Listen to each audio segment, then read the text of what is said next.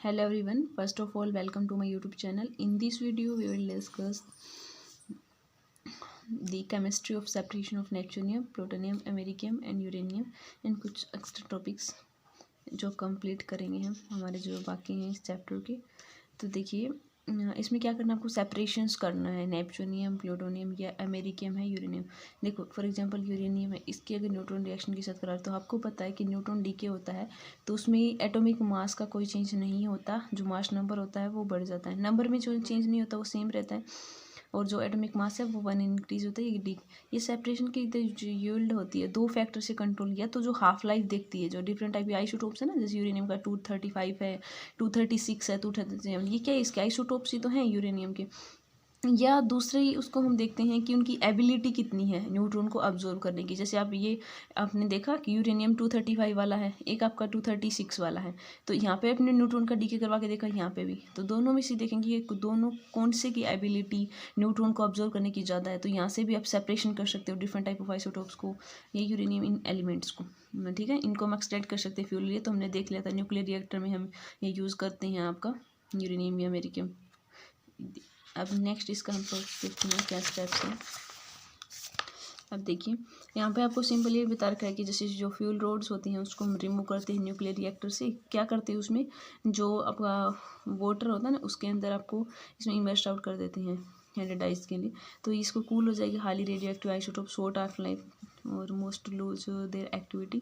यहाँ पे बता रखा है कि सिंपल जो एक्सट्रैक्शन होता है नेपच्यूनियम, प्लूटोनियम, अमेरिकियम, ये एक प्योरेक्स मेथड होता है, ये आपका प्योरेक्स मेथड है, ठीक है। तो इस प्योरेक्स मेथड से भी ये कंप्लीट आप फ्लो चार्ट देख लोगे, उसका ही है प्योरेक्स मेथड। इसमें सिंपल आप क्या करते हो, जैसे सिंपल मेंशन करो तो आपका सबसे पहले ईडेड जो भी फ्यूल एलिमेंट्स थे उनको आप 7 मोलरिटी HNO3 के साथ रिएक्शन करवाओ, तब आपके पास सॉल्यूशन मिलेगा यूरेनियम ऑक्साइड का, प्लूटोनियम प्लस। बाद में इसको आप एक्सट्रैक्शन करवाते हो ट्राईब्यूटाइल फोस्फेट के साथ में, तो एक प्रोडक्ट हो गया एक्व सॉल्यूशन फ्यूजन प्रोडक्ट का। और यहाँ पे आप देखते हो कि UO2 पॉजिटिव प्लूटोनियम, फिर इसकी रिएक्शन करवाते हो इसके साथ, तो यहाँ पे आप एक्सट्रैक्ट करते तो ये प्रोडक्ट मेथड का कंप्लीट फ्लो सीट चार्ट है। इसमें तो क्या है कि आपको थोड़ा सा 1 या 2 टाइम्स आप बना के देखोगे तो आपको लर्न हो जाएगा। थ्योरेटिकल पार्ट है तो आपको लर्न करना ही पड़ेगा। नेक्स्ट क्या है आपका, देखो कंपेयर, ये 2 मार्क्स में आपसे पूछ सकते हैं कि कंपेरिजन ऑफ दी एक्टिनाइड से कहते हैं एंड लेंथेनाइड सीरीज़ की। तो इनमें आप बताओगे सिमिलरिटीज़ तो आपको क्या है, दोनों में एफ इलेक्ट्रॉन में जो ऑर्बिटल्स होते हैं उसमें इलेक्ट्रॉन की फीलिंग होती है। कॉमन ऑक्सीडेशन स्टेट दोनों की +3 थी, ये दोनों बात कॉमन ही है। और ये तो हमें पता है कि अनपेड इलेक्ट्रॉन भी सेम से ही होती हैं, जो स्पेक्ट्रा आता है ऑफ ट्रांजिशन के कारण आता है, ये आपको पता है। इलेक्ट्रोपोजिटिव और रिएक्टिविटी भी सेम से ही है इनकी। लेंथेनाइड कॉन्ट्रैक्शन की तरह यहाँ पे भी एक एक्टिनाइड कॉन्ट्रैक्शन वो हमने देख लिया था। ये कॉन्ट्रैक्शन क्यों होता है, क्योंकि जो एफ वाले की पुअर शेल्डिंग होती है, ये हमने देख लिया था यूनाइटेड। तो ये तो है कुछ सिमिलरिटी प्रॉपर्टीज़। और यहाँ देखनी है आपको किन दोनों में डिफरेंस की स्पेस भी है, तो डिफरेंस बिटवीन लेंथेनाइड और एक्टिनाइड। तो इसमें आप प्रॉपर्टी बताओगे डिफरेंट टाइप, जैसे ऑक्सीडेशन स्टेट के हिसाब से बताना सब। तो लेंथेनाइड में हमने देखा था +3 तो कॉमन है, एक्सेप्ट उसमें 2 और 4 भी थी। और यहाँ पे क्या था कि +3 की 7 तक भी थी हाईएस्ट। तो एक तो यहाँ पर तो 6 तक 5 तक ऑक्सीडेशन स्टेट के हिसाब से। केमिस्ट्री बता सकते हो, यहाँ पे ज़्यादा गैप होता है ना 4F और 5D के बीच में, तो इनकी सेम। और यहाँ पे बहुत ही स्मॉल एनर्जी गैप होता है 5F और 6D, सेम टाइप के हो जाते हैं इसलिए। और बाइंडिंग एनर्जी बता सकते हो 4F के लिए ज़्यादा लगानी, 5F में कम। शील्डिंग इफेक्ट हमें पता है 4F का ज़्यादा होता है, तो जो कॉन्ट्रैक्शन होता है निकलेगा इसमें कम। और यहाँ पे जो 5F का पुअर शील्डिंग, जितना ज़्यादा पुअर शील्डिंग इफेक्ट उतना ही कॉन्ट्रैक्शन साइज का ज़्यादा होता है। तो यही पूछ सकते हैं आपसे कई बार, एक्टिनाइड कॉन्ट्रैक्शन और लेंथेनाइड कॉन्ट्रैक्शन में सबसे ज़्यादा कॉन्ट्रैक्शन कौन से में ज़्यादा लगता है, एक्टिनाइड वाले में। यहाँ पे जो 5F का लोअर होता है आपका शील्डिंग इफेक्ट, तो कॉन्ट्रैक्शन बढ़ जाता है। टेंडेंसी टू फॉर्म कॉम्प्लेक्स में आप देख ले, इसमें कमी होती है इसकी, मतलब पाई बॉन्डिंग लिगेंड की इतनी नहीं जान जाती, बट इसमें पाई के साथ में भी फॉर्मेशन करते हैं, जैसे आपका फोस्फीन है या थायोईथर है इनके साथ में। फिर आप इसमें देख सकते हो बेसिक करेक्टर, जैसे लेंथेनाइड ये कम बेसिक होते हैं, इनसे कंपेयर टू एक्टिनाइड ज़्यादा बेसिक होते हैं। ये ऑक्सोएनाइन नहीं बनाते, बट ये हमने देखा था यूरेनियम ऑक्साइड, नेपच्यूनियम ऑक्साइड बनाते हैं। रेडियो एक्टिविटी एक्सेप्ट प्रोमीथियम को छोड़कर ये सारे नॉन रेडियो एक्टिव, बट इसमें सारे ही एक्टिनाइड रेडियो एक्टिव होते हैं। जब तक यूरेनियम, नेपच्यूनियम, प्लूटोनियम सारे ही रेडियो एक्टिव होते हैं। ये कलर बता सकते हैं, ज़्यादातर कलरलेस होते हैं, बट इसमें कलर्ड होते हैं ये इस टाइप। पैरामैग्नेटिक करेक्टर आपको पता है, पैरामैग्नेटिक और 2 प्रॉपर्टी होती है। तो डाई मैग्नेटिक तो जहाँ पे अनपेड इलेक्ट्रॉन नहीं होते सारे पेयरिंग में, और आपके जो पैरामैग्नेटिक नेचर कब से होता है, जब आपके पास अनपेड इलेक्ट्रॉन होते हैं। तो ये पैरामैग्नेटिक और इनकी जो मैग्नेटिक प्रॉपर्टी को हम आसानी से एक्सप्लेन कर सकते हैं। तो ये तो थे कुछ पॉइंट्स, आपका 2 या 3 मार्क्स में पूछ सकते हैं, तो आप बता सकते हैं ऐसे। अब यहाँ पे देखो कंपैरिजन, ये भी अगर एक्स्ट्रा पॉइंट हमसे पूछ लें तो आपको बताना चाहिए डी ब्लॉक और एफ ब्लॉक में क्या कंपैरिजन करना है।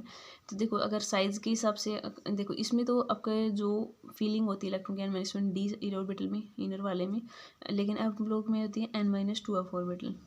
कंपेरिजन आप देखोगे यहाँ पे जो यहाँ पे साइज का देखोगे तो D block element are small, इस जो एफ ब्लॉक की बजाय तो इनकी साइज़ कम होती है। आयोनाइजेशन एनर्जी फर्स्ट वैल्यू जो देखते हो वो ज़्यादा लगानी पड़ती है एफ ब्लॉक की बजाय। जो पहली आयोनाइजेशन एनर्जी अलग अलग टाइप की होती है ना, फर्स्ट सेकंड थर्ड, कि सिंपल इलेक्ट्रॉन को रिमूव करने के लिए वैलेंस सेल्स में कितनी अमाउंट की एनर्जी जरूरत होती है, उसको हम सिंपल आयोनाइजेशन एनर्जी बोलते हैं। ऑक्सीडेशन स्टेट मैंने देखा था ज़्यादा वेरिएबिलिटी होती है ऑक्सीडेशन स्टेट की कंपेयर टू एफ, जैसे लेंथ नोड की बजाय देखो तो आप बेसिक करेक्टर आप देख सकते हो oxide hydroxide F block element की ज़्यादा बेसिक होते हैं किससे, डी ब्लॉक से। और कॉम्प्लेक्स फॉर्मेशन आप बता सकते हो, ये आसानी से कर सकते हैं, डी वाले तो हम देखते हैं काफ़ी, और एफ ब्लॉक वाले मेटल चिलेट या स्ट्रॉन्ग चिलेटिंग लिगेंड के साथ में फॉर्मेशन कर सकती हैं। एब्जॉर्प्शन स्पेक्ट्रेशन में तो डी ब्लॉक में डी ट्रांजिशन ब्रॉड आता है और यहाँ पे आता है F line like F transition होती है ना, नैरो एब्जॉर्प्शन बैंड देगा। मैग्नेटिक मोमेंट जो फॉर्मूला होता है निकालने का म्यू, बोर मैग्नेटॉन बोलते हैं जिसको, तो वो होता है आपका n/n+2 डी वाले में, क्योंकि हमें पता है कि जो मैग्नेटिक मोमेंट जो ओनली स्पिन ओनली फॉर्मूला होता है जब इलेक्ट्रॉन मूव करता है spin around the axis, but यहाँ पे 2, लेकिन अब जब हम एफ ब्लॉक की बात करते हैं तो आपके 2 के कारण होता है, एक तो स्पिन के कारण एक ऑर्बिटल के कारण, तो 4s/s+1 प्लस l/l+1 दोनों का कारण, एल यहाँ पे एंगुलर मोमेंटम नंबर, इस टर्म को ऐसे यहाँ पे निकाल सकते हो आप, ये इतना टर्म ये सेम बात है, ऐसा आपका स्पिन 1/2 या n/n+2 लिख दो, प्लस में अगर आप बात करोगे तो ऑर्बिटल वाला ऐड हो जाएगा।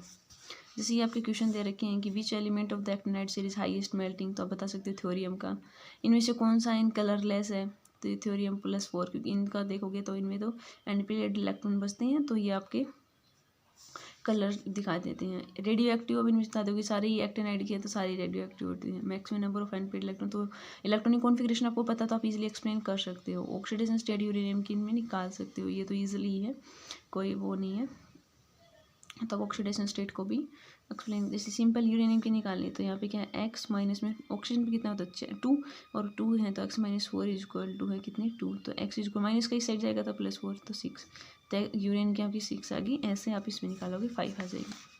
ये क्वेश्चन ऐसे सिंपल दे रखे हैं, करना चाहो तो, कि यूज़ ऑफ न्यूक्लियर फ्यूल्स होते हैं उनका क्या यूज़ होता है। जैसे हम देखते हैं कि जो न्यूक्लियर रिएक्टर 2 टाइप के प्रोसेस होते हैं, एक फ्यूज़न होता है एक फिजन।